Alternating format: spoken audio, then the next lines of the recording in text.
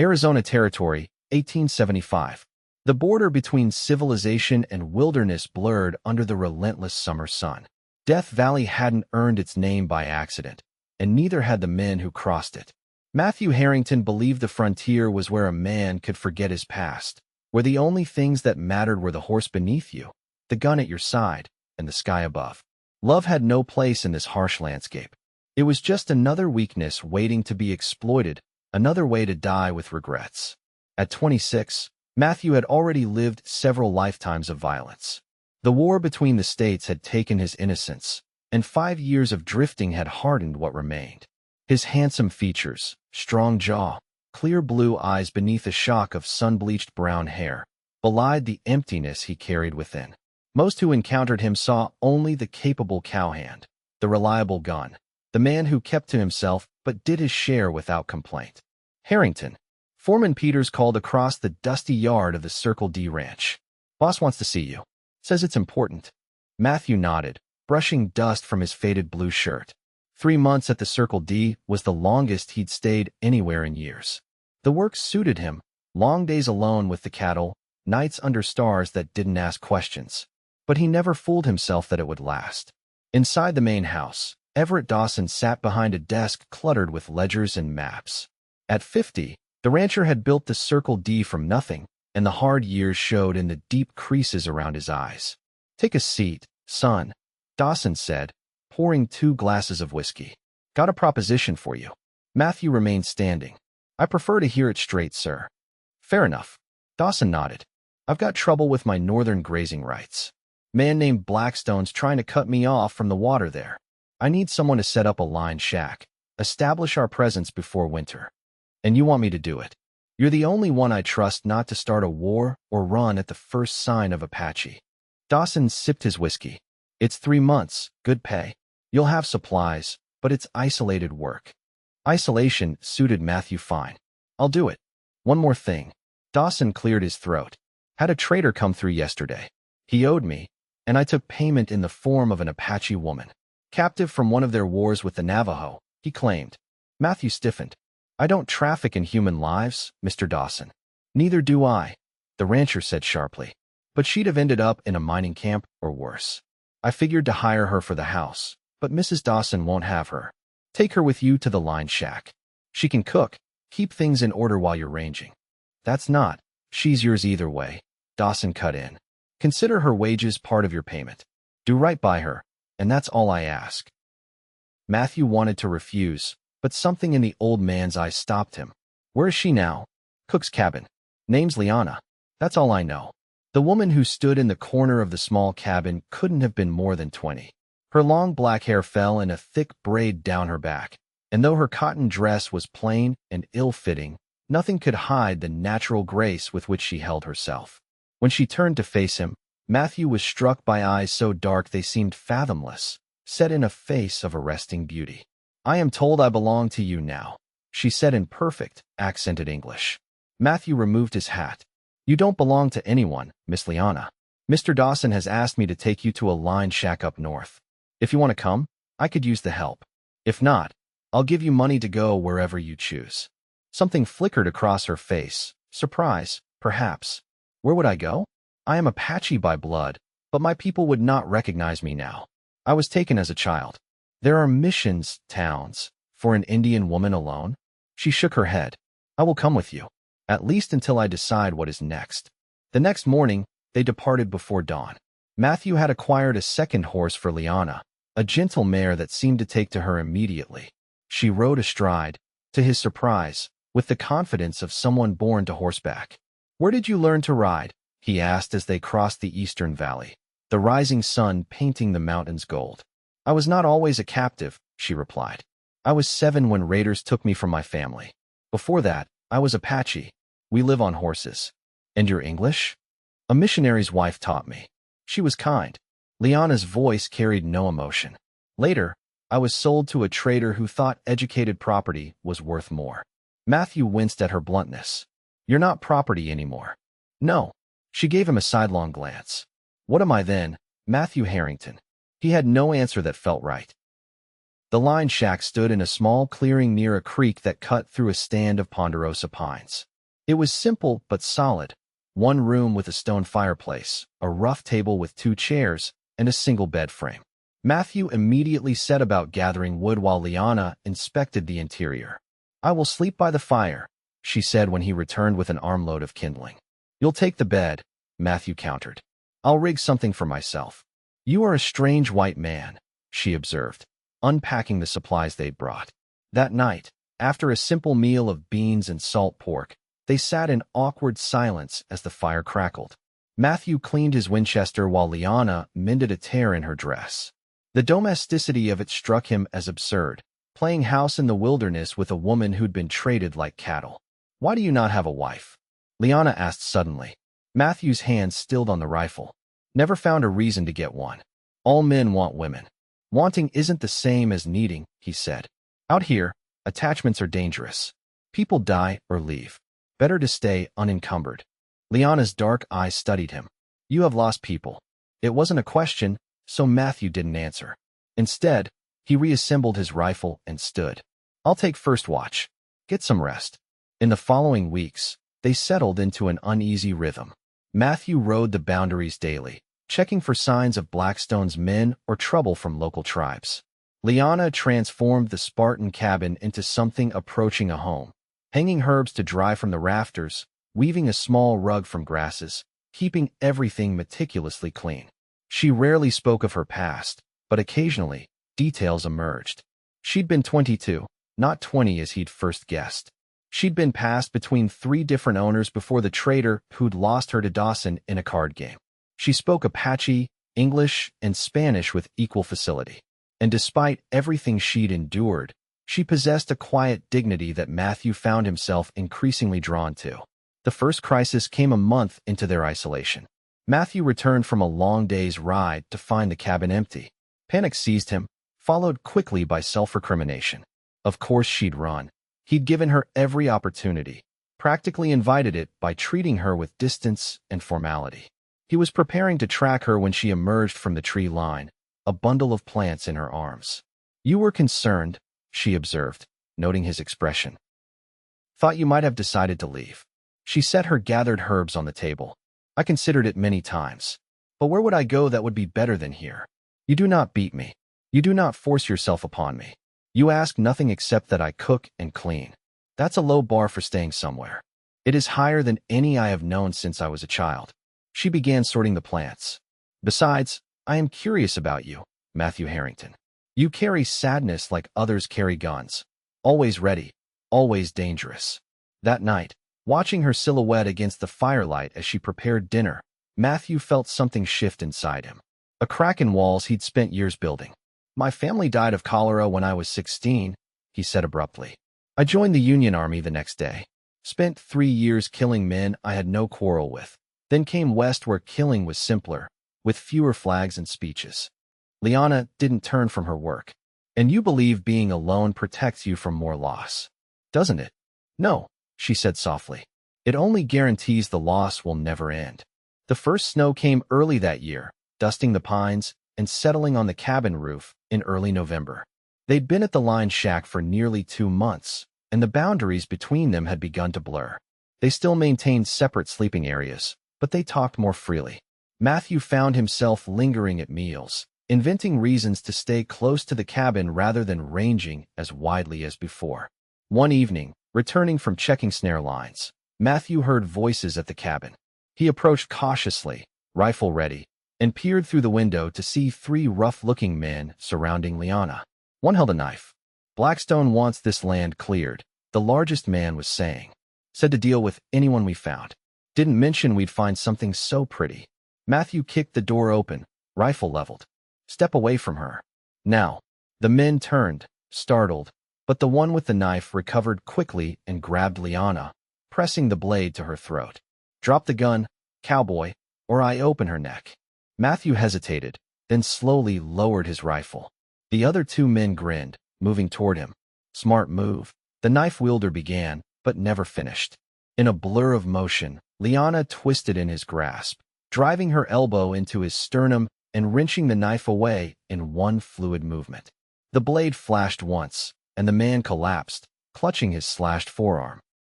Matthew seized the opportunity, diving for his rifle and firing a shot into the ceiling. "Next one goes through somebody," he warned. "Get out." The intruders retreated, dragging their wounded companion. When they'd gone, Matthew barred the door and turned to Liana, who stood calmly cleaning the bloodied knife. "Where did you learn to do that?" he asked, still processing what he'd witnessed. "Not all my owners were cruel," she said. "One was a knife fighter who taught me because it amused him to see an Indian girl with his skills." She set the clean knife on the table. "They will return with more men." "Probably," Matthew agreed. "We should leave. This is your land to defend, is it not?" "It's Dawson's land. Not worth dying over." Liana studied him. "You would abandon your obligation?" "I'd choose your safety over a patch of grazing land any day," Matthew said without thinking. The words hung between them, a confession neither had anticipated. Liana's expression softened. "Then we will go," she said. "But not as fugitives. We will go to your employer and tell him what has happened." They packed quickly, taking only essentials. The journey back to the Circle D would take 3 days in good weather, with snow threatening, possibly longer. They rode hard the first day, making camp in a protected ravine as darkness fell. Huddled close for warmth beneath shared blankets, the pretense of distance became impossible to maintain. Matthew found himself telling Liana about his childhood in Pennsylvania, about the sister who'd taught him to read, about the horrors he'd seen during the war. She, in turn, shared fragments of her Apache childhood, the grandmother who'd taught her medicine, the brother who'd shown her how to track, the day the raiders came and her world ended. "I was angry for many years," she said, her voice barely audible above the wind. "I promised myself I would kill every white man who touched me. Why didn't you?" She turned to face him, so close he could feel her breath on his cheek. "Because hatred is a poor companion for a long journey, and because not all white men proved worthy of killing." When her lips found his, Matthew forgot the cold, forgot the danger pursuing them, forgot all the reasons he'd given himself for remaining alone. For the first time in years, he allowed himself to feel something beyond survival. The snowstorm caught them on the second day, forcing them to seek shelter in an abandoned miner's hut barely large enough for 2 people and no horses. They tied the animals in the lee of the structure, covered them with blankets, and crowded inside as the blizzard howled around them. "We might die here," Matthew said practically, trying to coax warmth from a tiny fire built with the hut's single broken chair. "We all die somewhere," Liana replied, moving to help him. Her fingers brushed his, lingering. "I am glad, if this is my time, that I am not alone." When they made love on the dirt floor of that forgotten place, it felt to Matthew like finding a piece of himself long thought lost. Afterward, holding her against the bitter cold, he whispered the truth he'd been avoiding. "I think I've been looking for you without knowing it." Liana traced the scar on his shoulder, a souvenir from Shiloh. "Among my people, there is a belief that souls can recognize each other, even when the mind does not understand.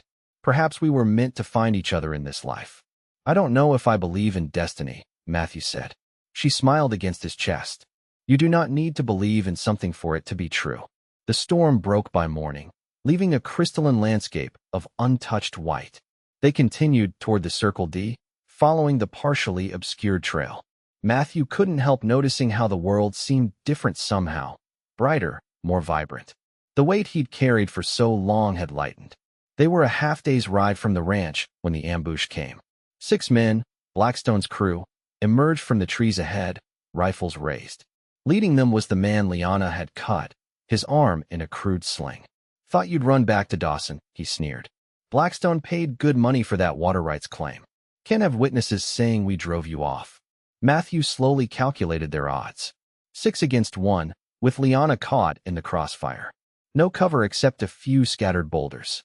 "We don't want trouble," he said, shifting slightly to shield Liana with his horse. "Let us pass, and whatever quarrel you have with Dawson stays between you." Too late for that. The leader raised his rifle. Nothing personal. The first shot came from behind them. One of Blackstone's men toppled from his saddle. More shots followed, rifle fire from the ridge to their left. The ambushers scattered, returning fire wildly as 3 riders charged down the slope, the Circle D brand visible on their horses. In the chaos, Matthew grabbed Liana's reins and spurred their horses toward the protective fire. A bullet grazed his arm as they galloped to safety behind the ridge where two more Circle D riders waited. Mr. Dawson sent us to check the line shack, explained a cowboy named Jenkins. Found it abandoned, then picked up your trail. Good thing, too. Blackstone's men retreated, leaving one dead and another wounded behind. The Circle D hands wanted to pursue, but Matthew convinced them to escort Liana and him back to the ranch instead. Blackstone's playing for keeps, he told Dawson that evening, seated in the same study where he'd received his assignment months earlier. He's hired guns to clear that northern section. They'll kill to get it. Dawson nodded grimly. I suspected as much when you didn't check in on schedule. That's why I sent the boys. His gaze shifted to Liana, who sat quietly beside Matthew. I see things changed at that line shack. Matthew met his employer's eyes steadily. They did. She saved my life, Matthew added. Could have run a dozen times, but stood her ground instead. I owe her everything. And do you wish to stay with Mr. Harrington? Dawson asked Liana directly. She raised her chin. I do. Not as property, but as his equal. A slow smile spread across the old rancher's face. Never intended you as property, young lady. Was hoping something like this might happen. Matthew's been carrying darkness too long. Matthew's confusion must have shown, because Dawson continued. Your reputation preceded you, son. War hero turned wanderer, never staying anywhere, never letting anyone close. Reminded me of myself after I lost my first wife. Took meeting Mrs. Dawson to find my way back. He leaned forward. The Apache girl was never payment. She was a chance, for both of you. You manipulated us, Matthew said, anger flaring. I gave you an opportunity, Dawson corrected. What you made of it was your choice entirely. Before Matthew could respond, the door burst open. One of the hands stood there, breathing hard. Riders coming. Looks like Blackstone himself, with at least 15 men. Dawson rose immediately. Circle the wagons, boys. This has been coming a long time. The next hour passed in a flurry of preparation. The women and children were gathered in the main house, while the men established defensive positions around the ranch buildings. Matthew found himself organizing the defense, drawing on battle experience he'd tried to forget. Liana worked alongside him, loading rifles, distributing ammunition.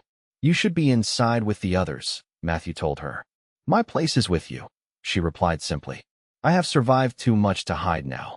When Blackstone's force arrived at sundown, they found the Circle D ready. Dawson stepped out to meet them, Matthew at his side. You're trespassing, Blackstone, Dawson called. Turn around while you still can. The opposing rancher, a corpulent man with cold eyes, smirked. I've got the law on my side, Dawson. Those water rights are mine. Judge Connor signed the papers himself. Connor's a drunk who'd sign his own death warrant for a bottle, Dawson retorted. Those rights have been mine for 15 years. No crooked judge changes that. Maybe not, Blackstone agreed, but 15 guns might. As if on cue, his men spread out, rifles ready. The tension stretched tight as a bowstring. Last chance, Blackstone warned. Clear out by morning, or we burn you out. Matthew stepped forward. There are women and children here, Blackstone. You start shooting, and the territorial marshal won't stop until every one of your men swings. Bold talk from Dawson's errand boy. I'm not just his man, Matthew said clearly. I served under General Sherman. The things I've seen, the things I've done, would give you nightmares. You really want to test me? Something in Matthew's voice, the absolute certainty of a man who had faced worse and survived, made Blackstone hesitate. The standoff might have deteriorated further if not for the unexpected arrival of a cavalry patrol. The lieutenant in charge, surveying the scene, demanded explanations. What followed was a complex hour of accusations and counter-accusations. In the end, Blackstone's fraudulent claim came apart when one of his own men, seeing which way the wind was blowing, admitted to bribing Judge Connor. As Blackstone and his core conspirators were led away by the cavalry, Dawson clapped Matthew on the shoulder. You've earned yourself a permanent place here, if you want it. The north section needs a foreman who can stand his ground. Matthew looked at Liana, who stood nearby, her face illuminated by the setting sun. In that moment, everything became clear. Thank you, sir, but I have other plans. That land up by the creek, is it part of your grant? Dawson's eyes twinkled with understanding. No, that's unclaimed territory. A man could homestead it legally with the right paperwork. Then that's what I aim to do, Matthew said. Build something of my own. That night, under a sky brilliant with stars, Matthew asked Liana to marry him. They sat on the porch of the cook's cabin where they'd first met, his grandmother's ring, the one possession he'd never traded or sold, held tentatively in his palm. I can't promise it will be easy, he said. People will talk. Some won't accept us. People have always talked, Liana replied. I have never lived for their approval. The land by the creek, it's good land. We could build a home there, raise horses maybe. I have some savings. She placed her hand over his, closing his fingers around the ring. Ask me properly, Matthew Harrington. He took a deep breath. Liana, will you marry me? Not because anyone says you belong to me, but because I belong to you, heart and soul. Yes, she said simply. I will. They were married 2 weeks later by a traveling preacher who asked no questions about Liana's heritage. Dawson and his wife stood as witnesses, along with half the ranch hands. The ceremony was brief, the celebration that followed anything but. By spring of 1876, their cabin near the creek was taking shape, larger and sturdier than the lined shack, with 2 rooms and a proper stone chimney. Matthew had filed the homestead claim, naming them both as owners, an unusual arrangement that raised eyebrows at the land office but was ultimately approved. One evening, as they sat watching the sunset from their unfinished porch, Liana placed Matthew's hand on her stomach.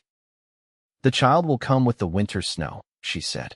Joy surged through him, followed by a momentary flicker of the old fear, of loss, of vulnerability. But as he looked at the woman beside him, at the home they were building together, Matthew realized his heart had changed.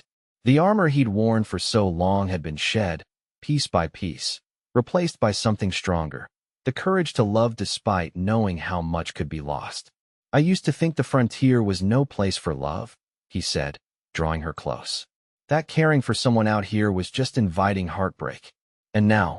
Liana asked, her head resting against his shoulder. Matthew smiled, watching the first stars appear in the darkening sky. Now I think maybe love is the only thing that makes the frontier worth claiming. The only thing that turns wilderness into home. In the years that followed, the homestead grew alongside their family. They weathered droughts and blizzards, territorial disputes, and economic hardships. They faced prejudice from some quarters, but found acceptance in others. Their children, 3 strong sons and a daughter with her mother's eyes, grew up straddling 2 worlds, learning both parents' traditions and forging something new from them.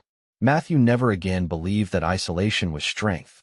Instead, he found his courage renewed each day in the love that had found him when he least expected it, with the woman who'd been brought to him as a possession but had given him the greatest gift of all, a heart unafraid to feel, a life unafraid to be shared, and a love that had somehow been destined from the start.